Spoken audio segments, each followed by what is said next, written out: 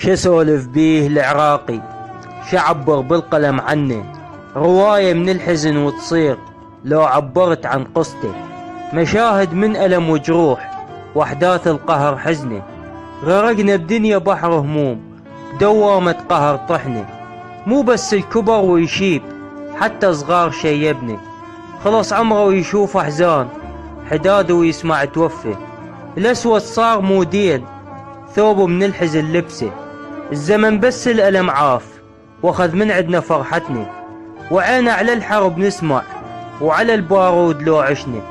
عراق ابن الكرم والجود حسافة على الزمن ذلنا، جروح منين ما تندار تفكر بيمن بصفنا، الزمن خلانا مهضومين الدهر غدار دولبنا، نقول انشدة وتزول نقول الله يصبرنا، نقول انشدة وتزول نقول الله يصبرنا.